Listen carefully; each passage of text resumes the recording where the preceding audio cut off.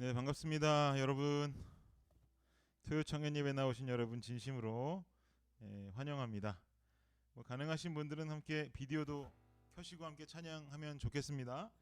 이 시간 우리 찬양하실 때 첫 곡 함께 박수하시면서 기쁨으로 찬양하도록 하겠습니다.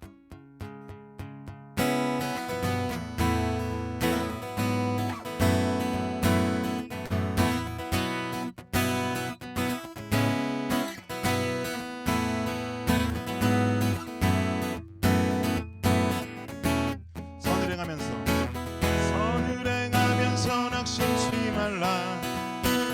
끝까지 참고 포기하지 말라. 마음 굳게 하고 용기 잃지 말라. 마침내 거두리라. 한 번 더 선을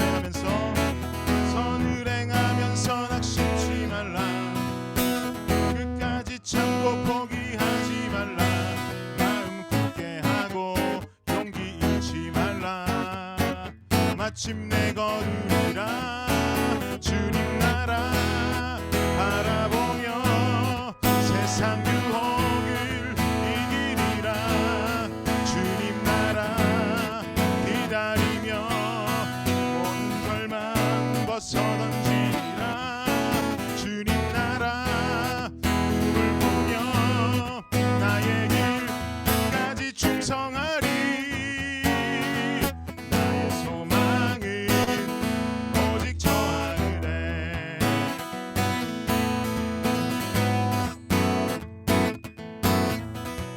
선을 행하면서 낙심치 말라. 끝까지 참고 포기하지 말라. 마음 굳게 하고 용기 잃지 말라. 마침내 거두리라. 선을 행하면서 낙심치 말라. 끝까지 참고 포기하지 말라. 마음 굳게 하고 용기 잃지 말라. 마침내 거두리라. 주님 나라 바라보며 세상 유혹을 이기리라. 주님 나라 기다리며 모든 절망 벗어던지리라. 주님 나라 꿈을 꾸며 나의 길 끝까지 충성하리. 나의 소망은 오직 저 하늘에.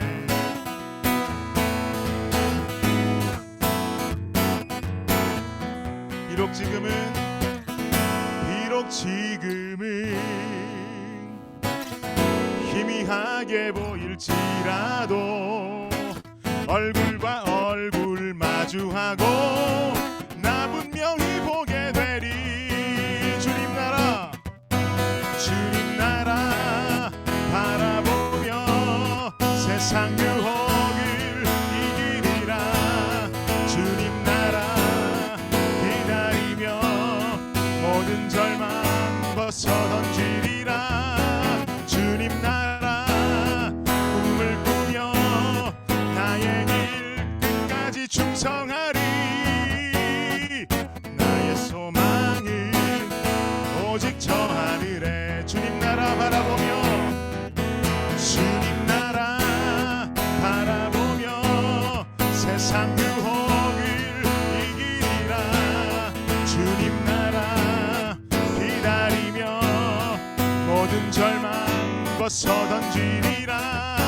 주님 나라 꿈을 꾸며 나의 길 끝까지 충성하리. 나의 소망은 오직 저 하늘에. 주님 나라 바라보며 세상 유혹을 이기리라. 주님 나라 기다리며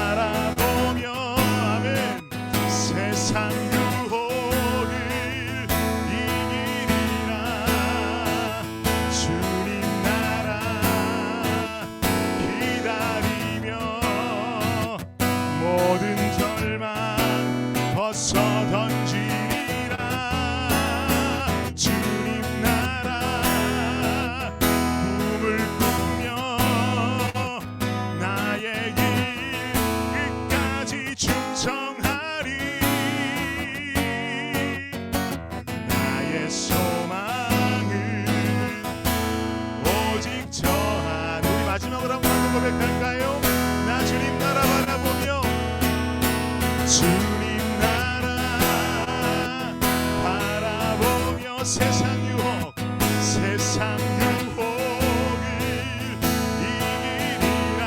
주님 나라 주님 나라 기다리며 모든 절망 벗어 던지리라. 주님 나라 꿈을 꾸며 나의 길 끝까지 충성하리. 나의 소망을 오직 저 하늘에. 아멘. 하나님께 영광의 박수 올려드리겠습니다. 할렐루야.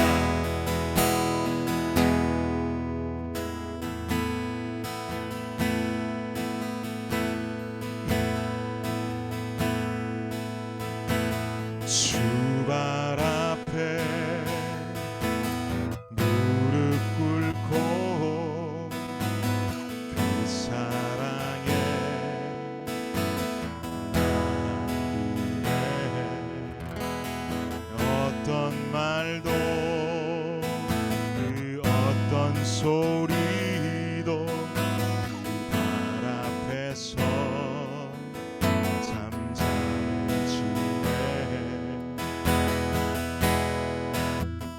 주 나의 사랑 주 나의 사랑 그 발 앞에 앉아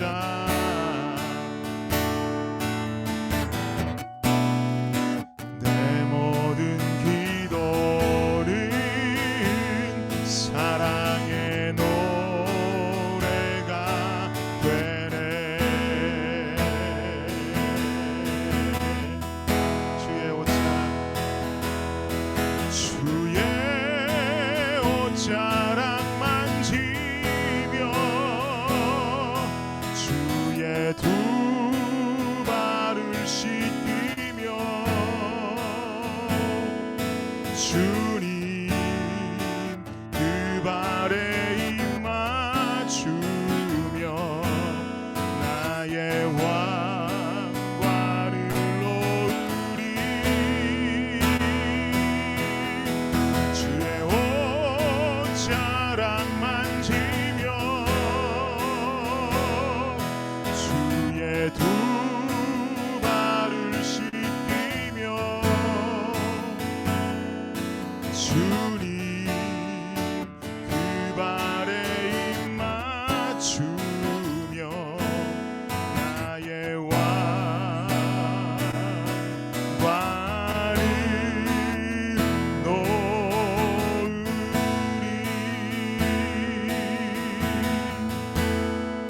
다시 처음부터 주발 앞에 주발 앞에 무릎 꿇고 그 사랑에 나 안기네. 나 어떤 말도 그 어떤 소리도 그 발 앞에서 잠잠해지네.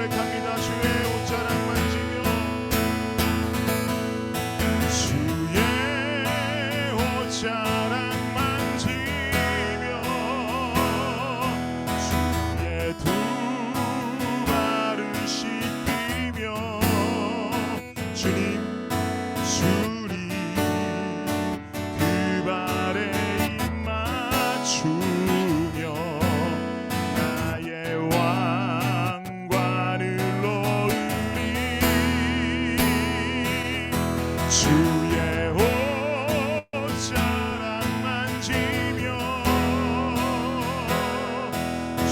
주의 두 발을 씻기며 주님 그 발에 입 맞추며 나의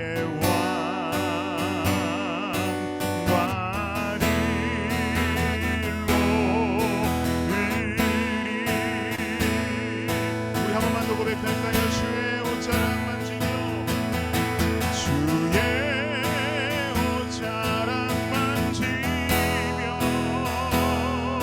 주의 두 발을 씻기며 주님 그 발에 입 맞추며 나의 왕관을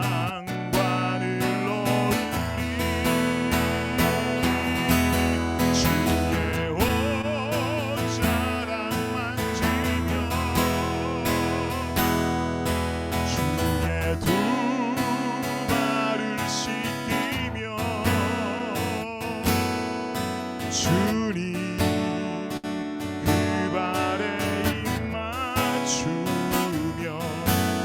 나의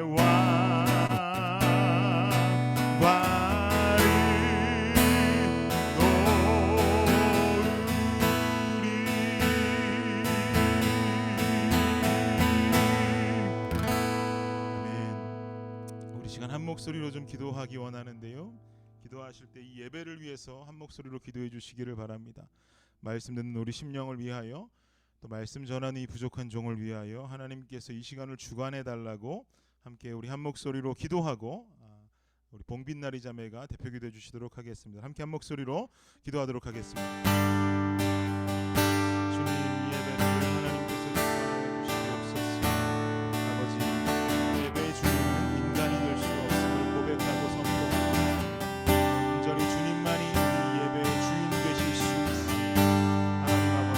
하나님 아버지, 이 시간에 예배를 받아주시고 하나님, 우리가 그 주의 음성에 귀를 기울이게 해주시고 말씀 전하는 자나 듣는 자나 모두 다 부족하기 짝이 없는 자들이지만 말씀으로 새롭게 되어지고 말씀이신 하나님을 경험하고 하나님 안에 채워지는 역사를 아버지가 경험할 수 있는 귀한 시간 될 수 있도록 주의 붙잡아 주시옵소서. 오 주님, 이 시간 우리와 함께하여 주시옵소서. 이 예배를 인져 주시옵소서. 주님만 바라보나오니 책임져 주시는 시간에 우리 주님만 되어 주시옵소서.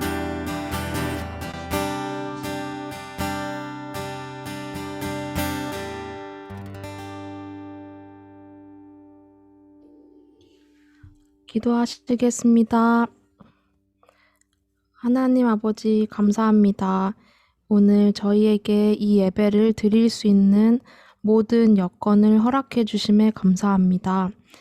오늘 우리가 하나님의 말씀 전해 듣기 전에 1년 가까이 온라인으로 하나님께 예배를 드리고 있는 우리의 모습들이 하나님 보시기에 어떤 모습으로 드려지고 있는지 함께 돌아보는 시간 갖기 원합니다.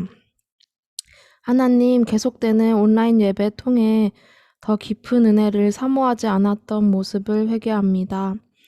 다윗과 같이 진정으로 하나님 사랑에 기뻐서 찬양하지 못했음도 회개합니다.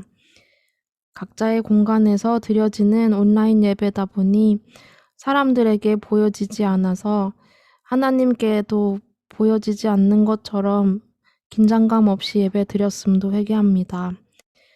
여전히 저희 가운데 계심에도 불구하고 저희에게 놓여진 어려운 상황들 때문에 하나님을 제대로 마주하지 못했던 모습도 회개합니다. 하나님, 저희를 불쌍히 여겨주세요. 오늘 김준일 목사님께서 본질이라는 주제로 말씀을 전해주실 텐데 말씀 시간 내내 목사님의 입술을 통해 전해주실 하나님의 말씀 한 톨도 놓치지 않고 갈급한 마음의 자세로 집중할 수 있는 환경 허락하여 주시고 이 말씀을 통해 은혜로 우리가 하나님의 일이 하나님을 제대로 믿는 것에 있음을 마음 깊이 깨닫고 새길 수 있도록 도와주세요. 하나님, 이 시간 통해 저희가 더 이상 세상의 유한한 것을 바라보지 않고 영원한 것을 바라볼 수 있는 믿음의 눈 갖기 원합니다. 저희를 불쌍히 여기시어 한순간도 당신을 잊을 수 없도록 한 사람 한 사람 만져주세요. 사랑합니다. 이 모든 말씀 감사드리며 예수님 이름으로 간절히 기도드렸습니다. 아멘. 아멘. 너리자매 감사합니다. 오늘 말씀은 요한복음 6장 22절부터 29절까지 말씀입니다. 요한복음 6장 22절부터 29절까지 말씀입니다. 우리 한번 제가 미리 보내드린 핸드아웃 펼치시고요. 함께 한 목소리로 합독해 보도록 하겠습니다. 시작. 이튿날 바다 건너편에 서 있던 무리가 배 한 척 외에 다른 배가 거기 없는 것과 또 어제 예수께서 제자들과 함께 그 배에 오르지 아니하시고 제자들만 가는 것을 보았더니 그러나 디베리아에서 배들이 주께서 축사하신 후 여럿이 떡 먹던 그곳에 가까이 왔더라. 무리가 거기에 예수도 안 계시고 제자들도 없음을 보고 곧 배들을 타고 예수를 찾으러 가버나움으로 가서 바다 건너편에서 만나 랍비여 언제 여기 오셨나이까 하니 예수께서 대답하여 이르시되 내가 진실로 진실로 너희에게 이르노니 너희가 나를 찾는 것은 표적을 본 까닭이 아니요 떡을 먹고 배부른 까닭이로다. 썩을 양식을 위하여 일하지 말고 영생하도록 있는 양식을 위하여 하라. 이 양식은 인자가 너희에게 주리니 인자는 아버지 하나님께서 인치신 자니라. 그들이 묻되 우리가 어떻게 하여야 하나님의 일을 하오리이까? 예수께서 대답하여 이르시되 하나님께서 보내신 이를 믿는 것이 하나님의 일이니라 하시니. 아멘. 네, 오늘 본질이라는 제목 가지고 여러분과 함께 은혜 나누는 시간이 되길 원합니다. 요한복음 오늘로서 22번째 시간입니다. 이 정도 속도라면 요한복음 설교도 1년은 좋게 넘어가게 될 것 같아요. 담임 목사님께서 현재 마가복음 설교하고 계시지요. 복음서 말씀을 통해서 담임 목사님 마가복음 설교, 또 저를 통해 전달되어지는 요한복음 설교를 통해서 더욱 깊이 예수님을 묵상하고 또 예수님의 가르침을 통해 영적으로 깨인 삶을 살아갈 수 있는 저와 여러분이 되시기를 예수님의 이름으로 축복합니다. 아멘. 네, 감사합니다. 지난주 말씀 여러분 기억하시죠? 지난주까지 왔던 말씀 그래도 간단히 요약하자면 두 가지로 나눠볼 수 있겠는데 오병이어 사건이 있었고요. 그리고 오병이어 사건 뒤에 예수님께서 무리를 걸어오신 사건이 있었어요. 오병이어 사건은 여러분 다 잘 아시다시피 물고기 2마리, 옵사리온이라고 그랬죠. 작은 물고기 2마리와 보리떡 5개로 5,000명을 먹이셨는데 남자만 5,000명이요. 5,000명을 먹이시고 그 후에 사람들이 예수님이 보이신 그 오병이어 기적에 많이 흥분했어요. 흥분해가지고 예수님을 임금님으로 삼으려고 하자 예수님 어디로 가셨어요? 조용히 산으로 올라가셨죠. 그리고 예수님을 제외한 제자들은 갈릴리를 건너서 가버나움이라는 지역으로 먼저 떠나게 됩니다. 이때 어마어마한 풍랑을 만난단 말이죠. 그러나 예수님께서 그 풍랑을 만나서 막 헤매고 있는 제자들을 향해서 밤 4경 새벽 한 서너시라고 그랬어요. 그쯤에 풍랑이 일고 있는 물 위를 걸어서 제자들에게 오십니다. 잔잔한 물 위를 걷는 것도 불가능한데 풍랑이 일고 있는 물 위를 걸어서 예수님께서 제자들에게 오세요. 그러자 풍랑이 잠잠하여지고 예수님 오르신 배는 목적지인 가버나움에 곧 도착했더라라고 지난주 본문을 통해서 우리가 보았죠. 여기까지의 내용이 지난주까지의 몇 주간 줄거리입니다. 큰 내용 없었어요. 그리고 나서 오늘 본문의 내용이 이어집니다. 그럼 오늘 본문의 내용을 바로 그냥 살펴보도록 하겠습니다. 22절 봅시다. 함께 읽어볼까요? 시작. 이튿날 바다 건너편에 서 있던 무리가 배 한 척 외에 다른 배가 거기 없는 것과 또 어제 예수께서 제자들과 함께 그 배에 오르지 아니하시고 제자들만 가는 것을 보았더니. 아멘. 이튿날은 언제 이튿날입니까? 오병이어 사건이 있고 난 그 다음 날, 또 풍랑이 헤매던 새벽이 지나고 새롭게 동이 튼 그날을 말하는 거죠. 바다 건너편에 있던 무리는 제자들과 예수님이 도착한 도착지, 현재 도착지 가버나움의 건너편, 가버나움 측면에서 갈릴리 건너로 바라본 건너편 어디겠어요? 즉 예수님 이전 행선지였던 오병이어 사건이 일어났던 그 장소를 지금 말하는 겁니다. 그곳에 있던 무리가 알고 있던 사실이 하나 있는데 그게 뭐냐면 배 한 척 외에 다른 배가 거기 없었다는 사실을 알고 있었어요. 그런데 본인들이 어저께 보았을 때 딱 한 척밖에 없는 배를 누가 탔냐면 제자들이 타고 가버나움으로 떠나는 모습을 봤단 말이에요. 근데 그 안에 예수님이 있었어요, 없었어요? 예수님이 없었어요. 제자들이 한 척 남은 배를 타고 건너간 것도 알고 그 안에 예수님이 타지 않으신 것도 이 무리들은 알고 있었단 말이죠. 그러면 이 사람들의 생각 속에 내릴 수 있는 어떤 간단한 결론은 뭐겠어요? 간밤에 제자들은 가버나움으로 배를 타고 건너갔고 예수님은 아직 가버나움으로 가지 않고 아직 우리가 있는 이곳, 오병이어 사건이 있었던 이곳에 계시다라는 생각을 할 수 있는 거잖아요. 이건 뭐 당연한 거죠. 왜냐하면 건너갈 배가 없으니까. 배가 없는데 어떻게 건너가냐고요. 자기들끼리 농담했을지도 몰라요. 여기 계시겠지. 혹시 뭐 설마 물이라도 걸어서 건너가셨을까? 뭐 이런 얘기했을 수도 있겠어요. 상상도 할 수 없는 일이니까. 그리고 이 사람들도 제자들의 발자취를 따라가야 그래도 그나마 예수님 만날 수 있다는 생각에 배를 타고 가버나움으로 건너가야 하는데 그럼 이 사람들이 탈 배는 있냔 말이에요.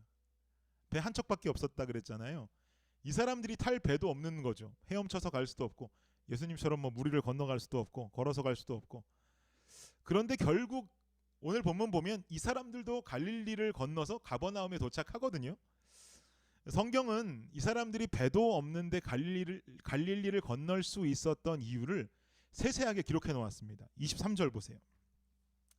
23절에 말하기를 함께 읽을게요. 시작. 그러나 디베랴에서 배들이 주께서 축사하신 후 여럿이 떡 먹던 그곳에 가까이 왔더라. 무슨 말이냐면 예수님 오병이어 사건을 이루신 그 장소로 뒤늦게 배를 타고 도착한 또 다른 무리가 있었다는 이야기예요.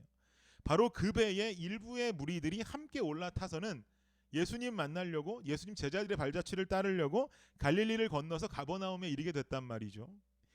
이 사람들이 가버나움으로 오면서 어떤 생각을 했을까요? 제자들을 따라서 가버나움으로 건너서 가긴 가는데 자신들이 탄 배에도 올라타지 않은 예수님은 도대체 언제 어떤 배를 타고 가버나움으로 합류하게 되실까? 앞으로 그 합류하게 되실 예수님은 어떤 기적을 일으키실까? 뭐 여러 가지 궁금증이 있겠죠. 혹은 우리가 모르는 다른 배를 타고 이미 제자들에게로 가셨나? 뭐 이런 이야기도 할 수 있겠죠. 근데 본인들이 봤을 때는 그 전까지 어떤 배도 없었거든요. 어쨌든 이런 궁금증을 가지고 그 가버나움으로 갈릴리를 건너갑니다. 예수님을 임금 삼을 정도로 예수님의 이적을 좋아했던 사람들이니까 예수님을 쫓기 위해서 가버나움 지역으로 향한 것이죠. 가버나움에 도착했어요. 그런데 이게 웬걸요? 본인들이 그토록 찾던 예수님이 가버나움에 도착하니까 아직 저쪽에 계신 줄만 알았는데 이미 그곳에 와 계신 거예요. 도무지 이해가 안 가는 거죠. 이들의 생각으로는 갈릴리를 건널 배가 없었는데 이미 건너오신 예수님이 신기하기만 한 거죠. 예수님이 무리를 걸어서 제자들에게 와서 그 배에 승선하셨을 것이라고는 상상도 못하니까요. 24절 25절 말씀 보세요. 함께 읽어봅시다. 24절 25절 시작. 무리가 거기에 예수도 안 계시고 제자들도 없음을 보고 곧 배들을 타고 예수를 찾으러 가버나움으로 가서 바다 건너편에서 만나 랍비여 언제 여기 오셨나이까 하니. 굉장히 궁금하기도 하겠죠. 언제 오시는 거예요? 배가 한 척밖에 없었는데 그 다음 배는 우리가 탔는데 예수님 도대체 언제 오신 겁니까? 아주 궁금한 거예요. 사랑하는 청년 여러분, 저는 이 본 장면을 묵상하면서 하나님께서 제게 이런 은혜를 허락하셨는데 어떤 은혜를 허락하셨냐면요, 예수님을요 만나도 뜨겁게 체험하는 사람들이 있어요. 그야말로 밤중에 풍랑을 헤매다가 무리를 건너서 다가오신 예수님을 직접 목격하는 사람들이 있단 말이죠. 그래서 이렇게 뜨겁게 예수님을 만나고 직접 예수님을 체험한 사람들, 풍랑 속에 예수님을 만나는 스타일로 예수님을 뜨겁게 만난 사람들은 뭐 방언도 한다 그러고 뭐 뜨거운 성령 세례를 체험하기도 뭐 했다라고 많이 이야기들 하시잖아요. 그렇게 예수님 만나는 사람들 있어요. 여기도 분명히 계실 거예요. 그런데 반면에요, 아주 중요한 사실 하나는 그렇게 풍랑 속에 걸어오신 예수님을 직접 만나는 사람들도 있는가 하면 언제 가버나움에 오신지도 모르는 상태에서 예수님을 만나게 되는 무리도 있다는 사실이에요. 이해하세요? 이런 사람들은 어떤 사람들이냐면 언제 내 마음에 들어오셨지? 언제 성령이 내 마음에 들어오셔서 나를 주관하시지? 언제 나와 동행하고 계셨지? 나는 전혀 몰랐는데, 나는 깨닫지 못했는데 하는 마음으로 예수님을 경험하는 무리도 있다는 거예요. 다시 말하면 예수님을 뜨겁게 체험하는 사람들이 있는가 하면 잔잔하게 예수님을 체험하는 사람들도 있다는 거예요. 누가 옳으냐? 누가 옳지 않아요. 둘 다 옳아요. 간혹 사람들이 이런 말을 하죠. 예수님은 뜨겁게 체험해야 돼. 예수님 너 언제 만났어? 성령 세례 받았어? 불 받았어? 너 방언할 줄 알아라고 물으면서 뜨겁게 예수님 체험해야지만이 예수님 믿는 믿음이 있는 것처럼 말하는 사람들이 있어요. 의외로 꽤나 많아요. 이건요, 마치 어떤 이야기와 같은 거냐면, 너 어저께 새벽에 풍랑일 때 왜 뱃속에 없었어? 왜 거기서 예수님 만나지 못한 거야? 너 그 배 왜 안 탔어? 라고 묻는 것과 똑같아요. 그리고 그 말을 듣고 혹시라도 상심한다고 한다면, 나는 어저께 도대체 그 배에 왜 안 탄 거야? 오늘이라도 타야 되나? 이런 거 고민하는 것과 똑같은 거예요. 제가 하고 싶은 이야기는 뭐냐면, 저는 예수님 만나는 것에 있어서 어떻게 예수님 만나느냐가 중요하기보다 어떻게 예수님과의 관계를 이어갈 것인가가 신앙생활에 있어 더욱 중요한 부분이라고 생각합니다. 여자친구를 도서관에서 만났든 교회에서 만났든 학교에서 만났든 뭐 채팅하다 만났든 게임하다 만났든 뭐 그게 뭐가 중요해요. 그 연인과 내가 어떤 건강한 만남을 이루어가고 좋은 관계로 발전하느냐가 중요한 거죠. 그러니까 여러분도 갈릴리 풍랑 속에 예수님 만났다고 뭐 그 다음날 가버나움에서 만난 사람들 무시할 필요 전혀 없는 거죠. 또 가버나움에서 예수님 만났다고 내 믿음은 약해, 내 믿음은 연약해 낙심할 필요 더더군다나 더욱 없는 거예요. 다만 예수님을 내가 어떤 분으로 믿고 어떤 관계를 맺고 그분을 어떻게 따르고 있느냐가 중요하다는 겁니다. 그런데 오늘 본문을 보니까 가버나움에서 예수님 만나러 온 자들의 마음속에 뭔가 불순한 동기가 발견이 됩니다. 이것은 갈릴리에서 만났든 가버나움에서 만났든 모두가, 두 부류 모두가 다 경계해야 하는 모습이에요. 그러니까 지금부터 집중해서 더 잘 보도록 합시다. 26절 말씀 보세요. 함께 읽을게요. 26절 시작. 예수께서 대답하여 이르시되 내가 진실로 진실로 너희에게 이르노니 너희가 나를 찾는 것은 표적을 본 까닭이 아니요 떡을 먹고 배부른 까닭이로다. 예수님 말씀하시는데 뭐라고 말씀하시냐? 나는 니들이 왜 나를 찾아다니는지 그 이유를 알고 있거든 이라고 이야기하시는 거예요. 너희들이 왜 나를 찾아서 쫓아다니는지 그 이유를 나는 알고 있다. 그 이유는 바로 너희들이 내가 하는 일을 통해서 하나님을 보고 너희들이 내가 하는 일을 통해서 하나님 나라를 바라보는 표적으로 삼는 것이 아니라 내가 하는 일을 보고 니들 배부르기를 원하기에 나를 쫓는 것이다라고 아주 단도직입적으로 콕 찔리게 말씀을 하십니다. 무슨 말이냐? 어저께 5천 명을 오병이어로 먹이셨잖아요. 그러니까 갑자기 사람들이 흥분해서는 예수님 임금 삼겠다 하지 않았습니까? 로마의 속국으로 살아가는 유대인들이 뭐 잘 살아봤자 얼마나 잘 살고 잘 먹어봤자 얼마나 잘 먹었겠어요. 경제적으로 뭐 얼마나 호황 누리면서 살아가고 있었겠어요. 당연히 뭐 그들의 삶이 형편없지 않았겠습니까? 그런데 예수라는 자가 어느 날 갑자기 뿅 하고 나타나더니 물고기 2마리하고 보리떡 5개 기도 한 방 하시더니 5천 명 먹이고 12광줄이 남았고 우리는 배가 터지도록 굴렀단 말이죠. 이거 뭐 굉장히 흥분할 일이에요.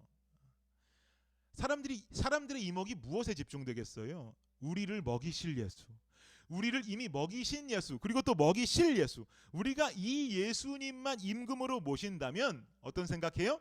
내 인생 속에 배고플 일은 더 이상 없겠구나, 더 이상 경제적인 어려움 겪지 않겠구나라고 생각한 거죠. 그러니까 이건 예수님 보이신 표적으로 하나님의 나라를 바라보는 일이 아니라 예수님으로 인해 배부르게 살아갈 수 있는 나의 원함을 채우는 일에 예수님을 사용하는 꼴이 되어버리는 거예요. 이해가 되세요? 그래서 예수님께서 26절과 같이 말씀하셨던 거예요. 내가 안다. 니들이 왜 나를 쫓는지 알아. 이건 지금 어떤 상황이냐면 마치 완전히 구인 광고, 뭐 직업 소개하는 구인 광고에 따른 어떤 지원 자격이 있잖아요. 뭐 대졸, 뭐 군필, 뭐 이런 지원 자격들 있잖아요. 구인 광고에 따른 지원 자격과는 전혀 다른, 그것과는 전혀 상관이 없는 사람이 직업을 구하려고 그 회사에 지원한 것과 같은 거죠. 하나님께서 원하시는 사람의 자격은요, 하나님 나라를 위해서 일할 일꾼을 찾으시는데, 그러나 지원자들의 모습은 어떠냐? 내가 살아갈 내 나라를 위해서 일해줄 예수님을 찾는단 말이에요. 그러니까 이 회사가 잘 돌아갈 수가 있겠어요? 사장과 사원의 마음이 완전 달라. 그러니까 잘 돌아갈 수가 없죠. 사장은 회사를 위해서 일해줄 사람을 찾았건만 직원이라고 뽑은 자들은 와서 내 인생을 충분히 충족시키기 위해서 사장이 시키는 일은 관심도 없고 그냥 오직 자기 인생 위해서 그 사장과 회사를 사용하더란 말이에요. 그러니까 문제가 생기는 거예요. 그러니까 대화가 안 되는 거예요. 그러니까 오해도 생기는 거예요. 여기서부터가 틀어진 거예요. 본문 27절 말씀 보세요. 함께 읽을게요. 시작. 썩을 양식을 위하여 일하지 말고 영생하도록 있는 양식을 위하여 하라. 이 양식은 인자가 너희에게 주리니 인자는 아버지 하나님께서 인치신 자니라. 아멘. 예수님께서 한 방 더 일침을 가하십니다. 뭐라 그러세요? 너네 썩을 양식 위해서 일하지 마라고 그러시는 거예요. 썩을 양식 위해서 일하지 말랍니다. 그리고 뭘 위해서 일하래요? 영생할 양식 위해서 일해. 무슨 말이냐? 네 인생 위해서 예수님을 써먹는 신앙생활 하지 말라는 거예요. 결국 그렇게 얻을 세상 것들은 모두 썩을 것들이란 말이죠. 되려 하나님을 위해서 네 인생을 사용해라라고 말씀하시는 거예요. 그것이 바로 썩을 인생이 양식을 먹을 수 있는 분명한 기회가 될 수 있다라는 말을 예수님께서 하고 계시는 거예요. 이 말씀을 들은 예수를 쫓는 무리들은 어떻게 질문하냐면 28절 보십시오. 함께 읽어볼까요? 시작. 그들이 묻되 우리가 어떻게 하여야 하나님의 일을 하오리까? 본격적인 질문이 시작되는 거죠. 아, 그래요? 그럼 우리가 어떤 일을 하면 됩니까? 어떻게 하나님을 위해서 일할 수 있습니까? 어떻게 일하는 게 하나님 나라 일을 하는 겁니까? 라고 묻고 있는 거예요. 뭔가 보이기엔 점점 예수님과 무리들의 어떤 대화의 코드가 한 코드로 맞아지고 있는 것처럼 보여요. 그러면 당연히 우리는 29절로 하실 예수님의 대답이 좀 궁금해지죠. 29절 보십시오. 함께 읽겠습니다. 시작. 예수께서 대답하여 이르시되 하나님께서 보내신 이를 믿는 것이 하나님의 일이니라 하시니. 예수님의 대답이 아주 간결합니다. 하나님 나라 일은 뭔가요? 라고 물었더니 나를 믿는 게 하나님의 일이야 라고 간결하게 말씀하세요. 좀 허무하지 않습니까? 뭐 대단한 일들이 항목별로 쫙 리스트 될 줄 알았는데 별거 없어요. 나를 믿으면 돼. 그게 하나님 나라 일이야. 그냥 예수님 믿으면 된대요. 여러분 모두 예수님 믿으십니까? 아멘. 그럼 됐네요. 뭐 그것이 하나님 일하는 것이라고 하시니까 우리 인생 문제 없는 것 아니겠어요? 그런데요, 오늘 본문 뒤에 이어지는 말씀들에서 예수님이 말씀하시는 믿음, 그리고 그 믿음의 본질에 관한 이야기가 좀 더 구체적으로 등장합니다. 31절 보세요. 31절 말씀입니다. 읽을게요. 시작. 기록된 바 하늘에서 그들에게 떡을 주어 먹게 하였다 함과 같이 우리 조상들은 광야에서 만나를 먹었나이다. 이게 무슨 말이냐면요, 지금 무리들이 묻고 있는 거예요.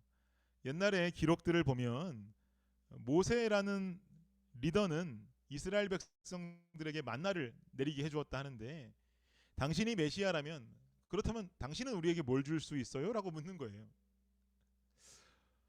뭔가 예수님과 무리 간의 대화의 어떤 그런 목적이 잘 하나로 절충되는 것 같더니만 아직은 아닌가 봐요. 계속 예수님께 뭘 줄 수 있냐고 묻고 있는 거예요. 모세는 만나를 받아 먹게 했는데 당신이 메시아라면 뭘 줄 수 있어요? 뭐 아무 생각 없이 읽어보면 그래도 그 무리들에게도 논리는 있어 보여요. 그럼 예수님의 대답을 봅시다. 32절과 33절 말씀입니다. 함께 읽겠습니다. 시작. 예수께서 이르시되 내가 진실로 진실로 너희에게 이르노니 모세가 너희에게 하늘로부터 떡을 준 것이 아니라 내 아버지께서 너희에게 하늘로부터 참떡을 주시나니 하나님의 떡은 하늘에서 내려 세상에 생명을 주는 것이니라. 아멘. 진짜 멋있어요, 대답이. 율법에 얽매여서 살던 이스라엘 백성들에게요, 모세는 전설적인 존재가 맞지요. 이들은 모세와 같은 혹은 다윗과 같은 사람들을 모델로 삼아서 메시아를 기다려 왔으니까 지금 예수님과 모세의 모습이 비교가 될 수 있는 것은 당연한 일이에요. 그런데요, 그렇게 묻고 있는 이 무리들의 마음도 이해는 되는데, 그러나 예수님 측면에서는 이 무리들의 질문이 이해가 되지만 또 반면에 굉장히 황당하기도 했을 것 같아요. 모세도 당연히 하나님 만드신 한 명의 피조물이죠. 모세가 하나님은 아니잖아요. 그리고 분명히 하나님께서 사용하신 일꾼이죠.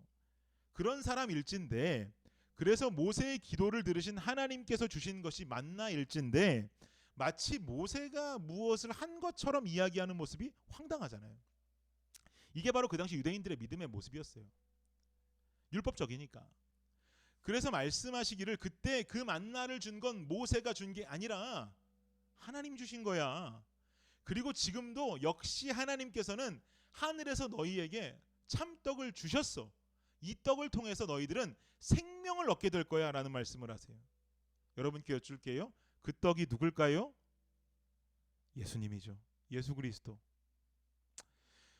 지금 이 예수님의 대답 속에는요, 엄청난 믿음의 본질적인 부분이 녹아져 있어요. 어떤 것이 녹아져 있느냐? 한번 저를 따라해 보시겠습니까? 나는 이미 떡을 가진 자입니다. 다시 한번요. 나는 이미 떡을 가진 자입니다. 당시 이스라엘 백성들의 모습이나 그리고 지금을 살아가는 현재의 우리의 모습이나 보여지는 공통적인 부분이 있다면 무엇인 줄 아세요? 하늘로부터 내려오는 떡을 바라보고 있는 모습이에요. 주님께 말하는 거죠. 떡이 내려와야 살 것 아닙니까? 내가 이렇게 하나님 믿으면 주님 나한테 떡 주셔야 되는 것 아닙니까? 내가 이렇게 기도하고 바라면 하나님께서 응답으로 내가 원하는 떡 주셔야 맞는 것이 아닙니까? 그런데 이런 생각을 하고 살아가고 있는 우리에게 예수님은 좀 황당한 대답을 주시는 거예요. 주니라, 내가 떡이야. 주니라, 내가 떡이라니까. 저는 그렇게 대답해요. 뭐라고요? 예수님이 떡이라고요? 무슨 예수님이 떡이에요? 그런 소리 하지 마시고 저한테도 제가 먹기 원하는 그 떡을 주세요. 주님, 그 떡 먹으려면 어떻게 해야 돼요? 철야 기도할까요? 새벽 기도할까요? 금식 기도할까요? 기도원 갈까요? 큐티 할까요? 예배 더 드릴까요? 찬양할 때 눈물 흘리면서 할까요? 손 들고 찬양할까요? 이러한 제 질문 속에서 오늘도 제게 주시는 하나님의 동일한 음성은 아니, 주니라, 내가 떡이야. 내가 떡이라고. 오늘 말씀을 통해서 하나님께서 제게 주신 분명한 마음은 뭐냐면 하나님 원하시는 믿음은 바로 예수 그리스도를 내 인생의 떡으로 인정하는 믿음인 거예요. 여러분, 이거 아주 중요해요. 믿음이라고 하는 것은요, 내가 철야 기도하고 내가 새벽 기도하고 내가 금식 기도하고 내가 기도원 가고 내가 큐티하고 예배드리고 손 들고 찬양하고 눈물 흘리면서 찬양하고 하면서 결국 내가 얻기 원하는 떡을 얻어내는 게 믿음이 아니란 말이에요.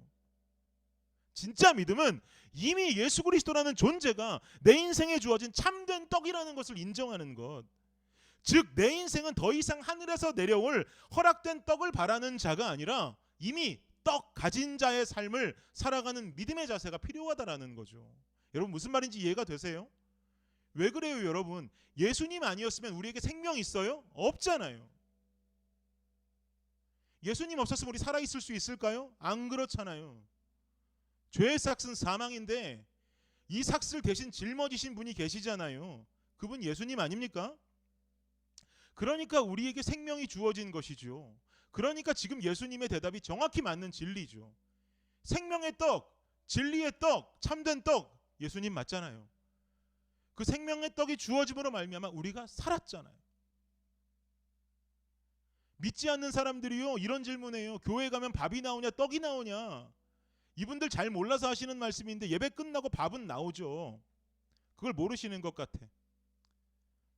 어쨌든 믿지 않는 사람들이 말합니다. 교회 가면 밥이 나와 떡이 나와. 왜 도대체 왜 교회에 가는 거야? 우린 당당하게 외칠 수 있어야 합니다. 교회는 떡이 나오게 하기 위해서 가는 게 아니고 이미 내게 떡을 주신 하나님께 감사해서 그 은혜를 견딜 수가 없어서 내가 그나마 그 은혜에 보답할 수 있는 마음으로 머리 조아리며 그분을 높이고 예배하기 위해서 가는 곳, 그게 교회야 라고 말할 수 있어야 돼요.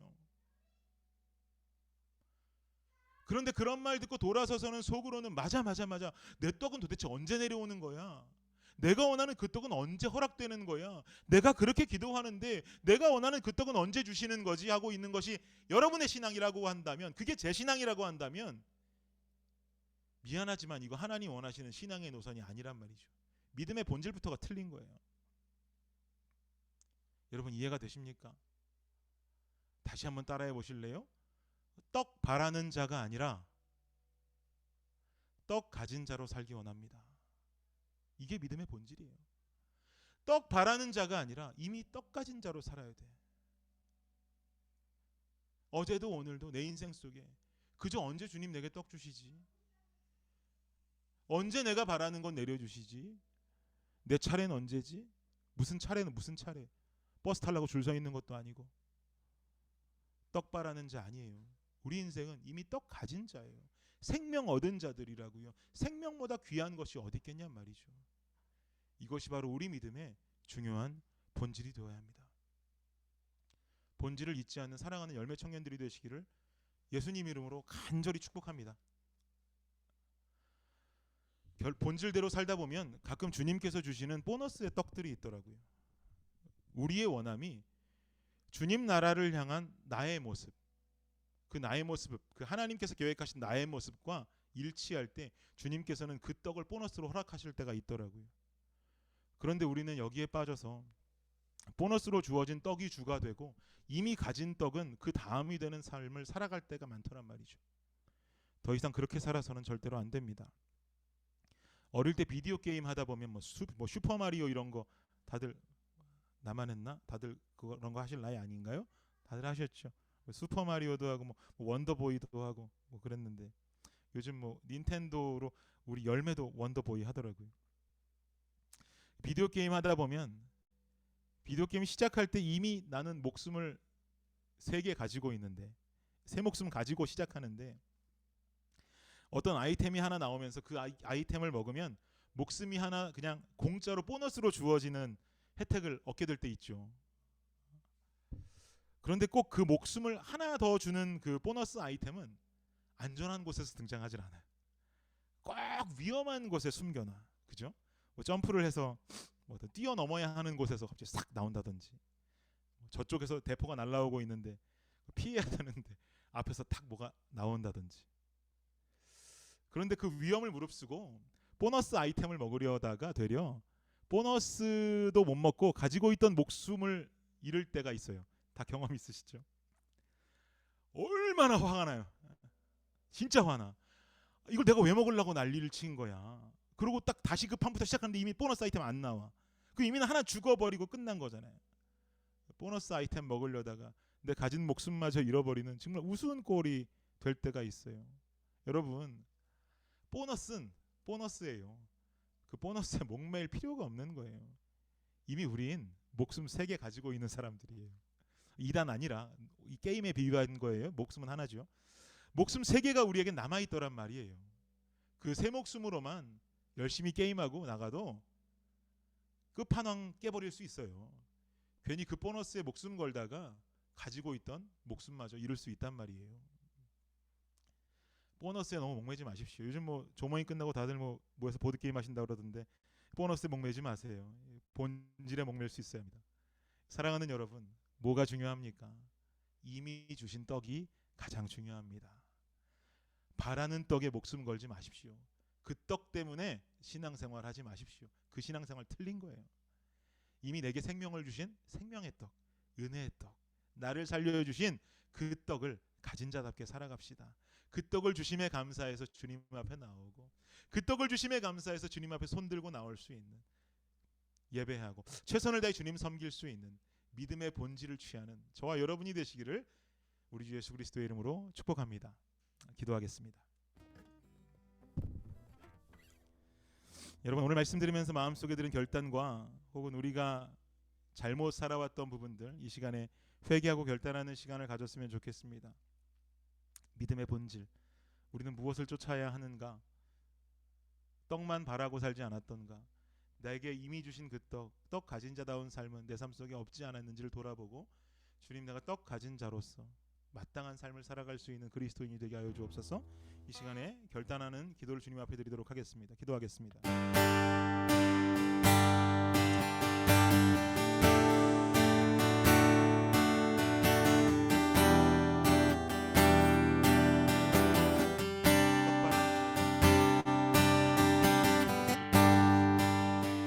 언제 주님께서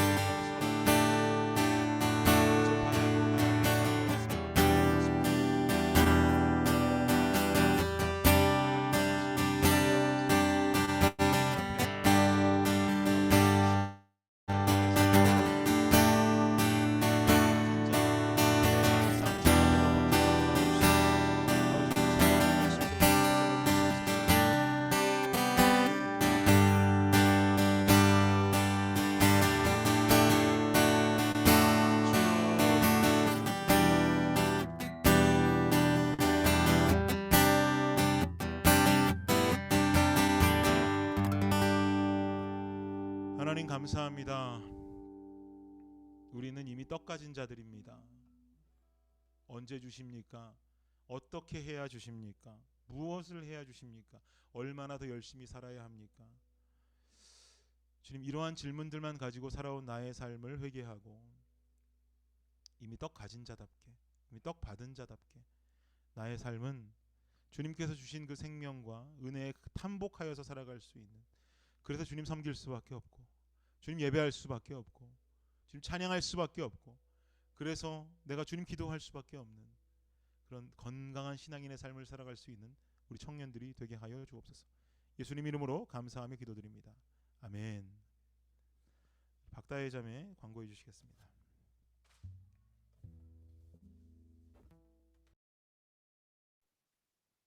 안녕하세요. 들리시죠? 저는 오늘 광고를 맡은 박다혜입니다. 첫 번째로 저희 광고할 것은 저희 청년부가 카카오톡 전체 카톡방을 이사하게 되었어요. 혹시 아직 이전 카톡방에서 옮기지 못하신 분들은 기존 카톡방에 있는 설문조사에 참여하시면 저희가 새로운 카톡방으로 이사하는 것을 도와드리겠습니다. 두 번째로 광고할 거는 봄방학 랜선 집회가 내일 오후 7시에 있습니다. 비질란트라는 이름으로 더 푸른 교회 담임 목사님이신 강은도 목사님께서 말씀 전해 주실 예정이고요.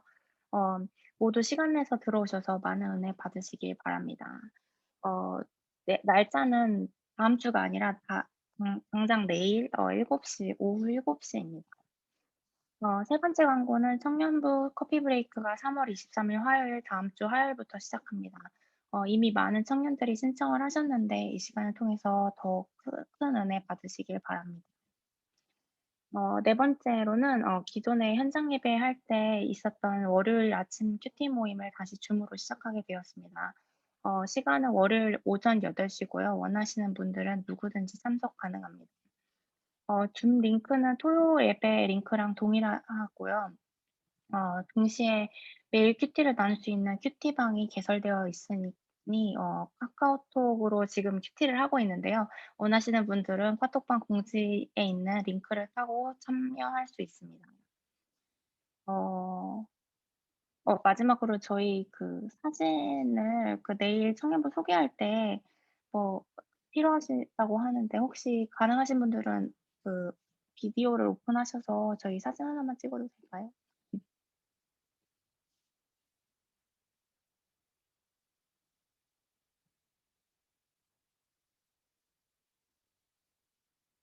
감사합니다.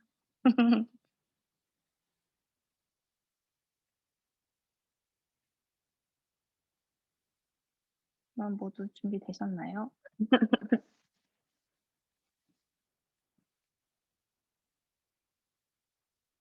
제가 켜진 건가? 저 사진 찍을게요. 저 끼셔도 되는데 혹시.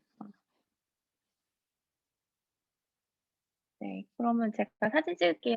네. 하나 몇 장 찍을게요. 하나, 둘, 셋. 잠시만요. 잠시만요. 다시. 하나, 둘, 셋. 더 찍을게요. 하나, 둘, 셋. 네, 감사합니다. 저희 광고는 끝인 것 같아요, 목사님. 네, 다혜자매 감사합니다. 광고해 주셨지만 내일입니다. 드디어 내일 강은도 목사님 집회가 열리는데요. 내일 참석하지 못하시는 분만 혹시 발을 들어 주시겠습니까? 아무도 안 계신 걸로. 다들 참석하셨으면 좋겠어요. 네, 제가 매주 드린 말씀이지만 다시 찾아오기 쉽지 않은 기회가 될 수도 있습니다. 청년의 때에 잊을 수 없는 집회가 내일이 되길 원하고, 누구를 향한 집회가 아니라 나를 향한 집회가 되기를, 여러분 기도하지 못하신 분들은 오늘이라도 주무시기 전에 꼭 기도하시고 내일 기대하는 마음으로 집회에 참석하실 수 있으면 좋겠습니다. 조장님들 잊지 마시고 조호 모임 하실 때도 꼭 사진을 좀 부탁드리도록 할게요. 그럼 제가 축도하고 예배 마치도록 하겠습니다. 지금은 우리 주 예수 그리스도의 은혜와 무한하신 하나님 사랑과 놀라운 성령의 은총이 믿음의 본질을 깨닫고 결단하며 나아가는 모든 청년들 머리 위에 지금으로부터 영원까지 함께 하시기를 우리 주 예수 그리스도의 이름으로 축원하옵나이다. 아멘. 조별로 모이도록 하겠습니다.